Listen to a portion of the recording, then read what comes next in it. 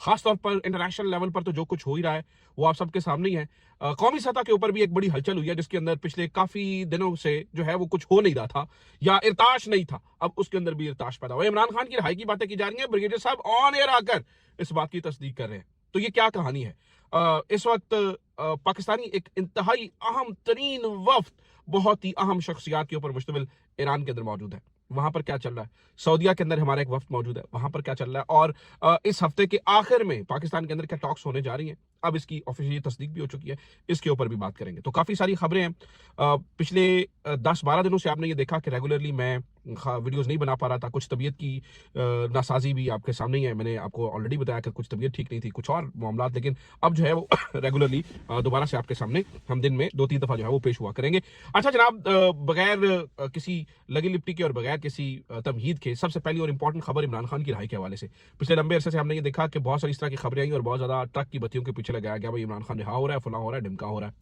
लेकिन अब ब्रिगेडियर असलम घुमन ने एक गुफ्तगू करते हुए एक जगह के ऊपर, और आपको पता है ब्रिगेडियर साहब जो है उनके जो ताल्लुकात हैं वो कहाँ पर हैं और कैसे हैं, उनके ऊपर स्टोरीज काफी ज्यादा जो है ना ऑलरेडी आपको पता है, हम कर भी चुके हैं एक दफा ब्रिगेडियर साहब के हवाले से। मैंने भी आपको खबर ब्रेक की थी। बहरहाल ब्रिगेडियर साहब ने ARY से ये गुफ्तगू करते हुए ये कहा कि अगले 2 से 3 हफ्तों के अंदर इमरान खान रिहा होकर घर आ जाएंगे। उन्होंने ये भी कहा कि आपको याद होगा कि जब भारत से जंग चल रही थी, अब ये दावा मेरा नहीं है, मैं पहले ही अपने आपको अपनी पोजीशन आपके सामने रख दूं, मेरा इस पर क्या ख्याल है मैं आगे चल के आपके सामने रखता हूं। लेकिन ये दावा ब्रिगेडियर असलम घुमन का है और असलम घुमन की तारीख ये बताती है कि उनके मामलात किस तरह से चलते रहे और वो किस तरह से उनके कनेक्शन रहे, लिहाजा उनकी बात को कोट करना जरूरी है। मेरा जो ख्याल है इस बारे में मैं आगे चल के आपके सामने रखता हूं। बहरहाल उन्होंने कहा जी इमरान खान जो है वो 2 से 3 हफ्तों के अंदर रिहा होकर घर आ जाएंगे। उन्होंने ये भी कहा कि आपको याद होगा कि जब भारत से लड़ाई चल रही थी पाकिस्तान की, तब भी इमरान खान ने जेल के अंदर से एक पैगाम पहुंचाया था और पैगाम पहुंचा के उन्होंने, यानी पैगाम भेजकर उन्होंने ये कहा था कि आप पाकिस्तान की रियासत के साथ खड़े हो जाए, तो तब भी लोग खड़े हो गए थे। वो इसी दफा का इसी तरह का एक पैगाम अब भी जेल के अंदर से आया है, तो इमरान खान साहब ने खड़े होने के लिए कहा है। अब इमरान खान रिहा होंगे या नहीं होंगे उसको जरा थोड़ी सी टाइम लाइन के ऊपर देख लेते हैं। पहली बात तो यह है कि नाज़रीन, मुझे इस इस्टेब्लिशमेंट के ऊपर बिल्कुल भी यकीन नहीं है कि वो इमरान खान को रिहा करेगी इस्टेब्लिशमेंट। उसकी वजह यह है कि इमरान खान को रिहा करने का मतलब यह है कि लाइमलाइट कहीं और चले जाना, और इस वक्त लाइमलाइट इस्टेब्लिशमेंट के ऊपर है, वो मुझे नहीं लगता कि उनको रिहा करेंगे। बहरहाल कुछ ऐसे इवेंट्स हो रहे हैं जो बहरहाल हमें सोचने पे जरूर मजबूर करते हैं। मिसाल देता हूं मैं, क्या ऐसे इवेंट्स हो रहे हैं जो सोचने पे मजबूर कर रहे हैं कि शायद ही इसमें कोई सदाकत हो सकती है या हो सकता है इसके अंदर कुछ सच्चाई हो।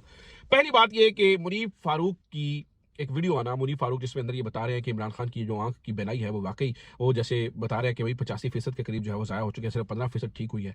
और मुनीफ फारूक ने कहा कि भाई इस घमंड को देखें, ये याद रखेगी, वक्त ज़्यादा देर पलटते तब्दील नहीं लगता है, इमरान खान को उनके घर वालों से मिलवा देना चाहिए था, इमरान खान को जो है वो उनकी सेहत की सहूलियात दे देना, इससे कोई बड़ी बात नहीं होती है, वक्त एक जैसा नहीं रहा करता। और वो गवर्नमेंट को तनकीद कर रहे थे। हालांकि मुनीफ फारूक वो शख्स हैं जिनके बारे में मतीउल्लाह जान कहते हैं कि अंसार अब्बासी और मुनीफ फारूक जैसे बंदे ये एस्टैब्लिशमेंट के डाकिए हैं, जो भी बात एस्टैब्लिशमेंट करती है वो आगे पहुंचाते हैं। अगर मुनीफ फारूक जैसा बंदा गवर्नमेंट के ऊपर कोट एंड कोट गवर्नमेंट के ऊपर तनकीद कर रहा है, भाई इमरान खान को आप रिहा करवा दे, और सॉरी रिहा नहीं करवा दे, इमरान खान का इलाज करवा दे, इलाज कराने में कौन सा मसला है, फैमिली की रिसाई का कौन सा मसला है, इमरान खान की फैमिली को मिलना चाहिए, इमरान खान के जाती मौलजीन को जाना चाहिए वहां पर, तो ये समझ आना चाहिए नाज़रीन, कहीं ना कहीं कुछ ना कुछ पक रहा है, समथिंग इज कुकिंग। तो कहीं ना कहीं कुछ हो रहा है, इस बात को आपने अपने जहन में रखना है, नंबर 1। नंबर 2, इसी तरह की एक और अपडेट पिछले दिनों में ये भी थी कि इमरान खान के केसेस को ये कहा गया है कि भाई हफ्ते में 2-2 दिन सुनकर इसको जो है वो निपटाया जाए। अच्छा, इसके अलावा नाज़रीन, इमरान खान साहब का जलसा कैंसिल करना, किसी किस्म की कुछ ऐसी एक्टिविटी ना करना, और इमरान खान का ये पैगाम पहुंचाना जो सुहेल अफरीदी हैं उनको कि भैया आपने मान कर चलना है। किसकी मान कर चलना है? अलामा राजा नासिर अब्बास की, और यानी एक अपोजिशन कौमी असम्बली की और एक अपोजिशन सेनेट की, इन दोनों की मान के आपने चलना है। जिस तरह से वो कहेंगे उस हिसाब से चलना है, जिस तरह से ये लाहे अमल देंगे। तो लगता यह है कि कुछ ना कुछ तो हुई है बातचीत, कोई ना कोई मामला तो शायद थोड़ी सी कोई नरमी आ सकती है, या कोई बातचीत हुई है, या कोई ना कोई मामला इस तरफ गया है। लेकिन अगर आप मुझसे पूछे कि मैं इस मौजूदा रजीम के ऊपर ये यकीन कर लूं कि ये इमरान खान को रिहा कर देंगे, तो मुझे नाज़रीन यकीन नहीं आता। जो दिन खबरें सामने यकीन नहीं आता, क्योंकि लंबा अरसा हो गया हमें इस बात को कवर करते हुए और मेरी ये चीजें आपके सामने रखते हुए कि भाई ये ट्रक की बत्ती के पीछे लगाते हैं, और ट्रक की बत्ती के पीछे लगा के रखते हैं ताकि मौजूदा, यानी कि जब भी कोई इंपॉर्टेंट काम आया, इन्होंने ट्रक की बत्ती के पीछे लगवाया, इंपॉर्टेंट काम खत्म हुआ और फिर उस पूरे मामले को डिस्पोज ऑफ कर दिया। लेकिन मैं आपको बात बताऊं, ये निज़ाम, ये मामला नाज़रीन ज़्यादातर चल नहीं सकता है। इसके ऊपर सुहेल वड़ाइच ने भी लिखा है कि भाई ये जो इस वक्त सारी लाइमलाइट जो है वो गवर्नमेंट के पास है जी, गवर्नमेंट बड़ा काम करवा दिया, ये मुज़ाकरात करवा रही है, ये चीज़ें करवा रही है, लेकिन ये कितनी देर रहेगा? महीना, 2 महीना, 3 महीना, उसके बाद फिर वही चख चख पख पख शुरू हो जाएगी। तो भाई इस मामले का कोई आपको सीरियसली हल ढूंढना पड़ेगा।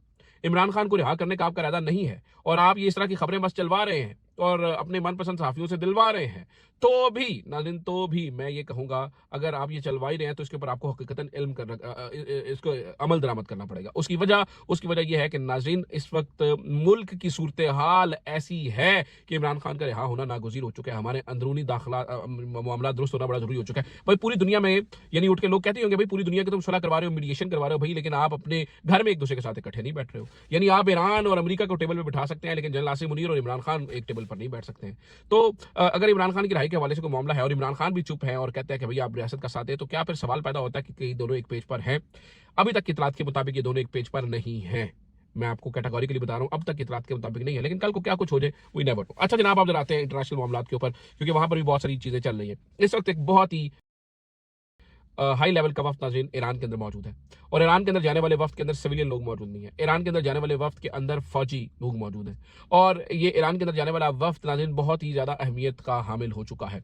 उसकी वजह बताता हूँ क्यों अहमियत का हामिल हो चुका है, उसकी वजह भी सुनिए। कल रात नाज़रीन एक टीवी रिपोर्टर जो कि पाकिस्तान के अंदर ही मौजूद थी, उसने ये बताया तलत हुसैन के प्रोग्राम के अंदर कि मैंने डोनाल्ड ट्रंप को फ़ोन करके, यानी कि प्रेसिडेंट ऑफ यूएसए को फ़ोन करके कहा कि भाई ठीक है, क्या सब मामला खत्म हो चुका है, मैं वापस आ जाऊँ? तो डोनाल्ड ट्रंप ने कहा हाँ वापस आ जाओ, लेकिन 37 मिनट के बाद आफ्टर 37 मिनट बाद दोबारा कॉल करने का, अगर मैं तुम्हारी जगह होता तो उधर ही रुकता। बहुत सारी चीजें हो रही हैं और हो सकता है कि हम यहाँ पर आए। अभी फिर बाद में मल्टीपल सोर्सेज से इस बात की तस्दीक हुई कि इस हफ्ते के आखिर के अंदर बताया जा रहा है कि पाकिस्तान के अंदर ही मुज़ाकरात होने जा रहे हैं और डोनाल्ड ट्रंप ने ये बताया क्योंकि मेरे फेवरेट फील्ड मार्शल इन सारी चीज़ों को कर रहे हैं, तो भाई वो पाकिस्तान ही जो है ना वो एक बनता है। इससे पहले ये खबरें भी आई थी कि डोनाल्ड ट्रंप जो है वो इस मुआहदे के ऊपर दस्तखत करने के लिए बजाते खुद आएंगे, उधर से ईरानियन प्रेसिडेंट आएंगे, उधर से टर्किश प्रेसिडेंट आएंगे, उधर से सऊदी वली अहद आएंगे, तो ये सारे मिलकर जो है वो यहाँ पर एक सिग्नेचर होंगे और वो बहुत तारीखी लम्हा होगा। लेकिन इस बारे में नाज़रीन मैं आपको बता दूं कि अब ये पता चल चुका है मुख्तलिफ अखबारों ने, और मैं इंटरनेशनल अखबारों की और जरीदों की बात करूं जिन्होंने ये छापा कि भाई जेडी वेंस जो है वही दोबारा से मुज़ाकरात को लीड करेंगे। उनके साथ जो है वो कुशनर होंगे, जेराड कुशनर और विटकॉफ, ये 3 बंदे जो हैं वो इस पूरे प्रोग्राम को देखेंगे, इस पूरे डायलॉग वाले मामले को देखेंगे। और मैं पहले भी आपको बता दूं कि नाज़रीन इस पूरे मामले के मामलात यानी जो पिछला भी एक सारा दौर चला गुफ्तो शनीद का और बातचीत का, उसके अंदर भी ये लोग जो है वो मौजूद थे और इन्हीं लोगों ने देखा। अच्छा नाज़रीन, मैं आपको ये भी बात बता दूं कि इस वक्त जो है वो ईरान और अमेरिका, इन दोनों के लिए इसी के अंदर भलाई और बढ़ाई है कि ये दोनों जंग बंदी के ऊपर मान जाएं।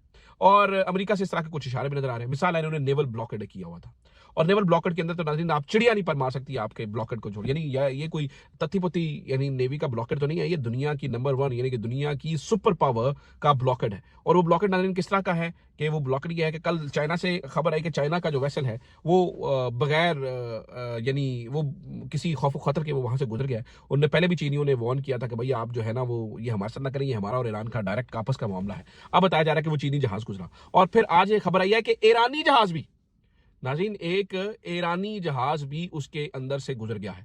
तो कोई फायर नहीं हुआ, कोई बुलेट नहीं चली, कोई यानी मिसाइल नहीं चला, कोई इस तरह की चीज़ नहीं हुई और खैर खैरियत से मामला जो है तो इसका मतलब यह है कि पाकिस्तान का जो यानी डोनाल्ड ट्रंप की तस्दीक हो, ईरान से तस्दीक हो। बताया जा रहा था कि पहले शायद वियना जो है वो तय हो जाए या कोई और मुल्क तय हो जाए। रियाद भी बार बार बात की जा रही थी, इस्तांबुल के बारे में भी बात की जा रही थी, लेकिन आखिरकार ये तय हुआ कि भाई जिनका कुछ लेना, यानी जिन्होंने इस मामले के अंदर पूरा डायरेक्टली किरदार अदा नहीं किया उनका तो कुछ नहीं, भाई जिन्होंने किरदार अदा किया है उन्हीं को क्रेडिट मिलना चाहिए। तो ये मामला जो है वो इस्लामाबाद के अंदर ही जो है वो नाज़रीन होने जा रहा है और इस्लामाबाद के अंदर जो है वो बताया जा रहा है कि तैयारियां भी अचानक से तेज कर दी गई हैं और इन तैयारियों के अंदर जो है वो इस बात को यकीनी बनाया जा रहा है कि इस दफ़ा जो मुआहिदा हो वो यानी वो फुल एंड फाइनल हो, जंगबंदी वाला मुआहिदा हो। पिछली दफ़ा भी पाकिस्तान बड़ा मायूस हुआ, बताया जाता है कि पाकिस्तान को बड़ी उम्मीद थी कि यहाँ पर दस्तखत वगैरह हो जाएंगे, लेकिन ये वफ्द जब वहाँ से खाली गया और कोई बातचीत नहीं हुई और आपस की उस तरह से कोई जॉइंट स्टेटमेंट में नहीं आई तो पाकिस्तान यकीन तौर पर सबसे ज़्यादा मायूस था। लेकिन पाकिस्तान ने अपनी जो कोशिशें हैं वो वो नाज़रीन बिल्कुल उनको जारी रखा है और पाकिस्तान की कोशिशों के बाद ही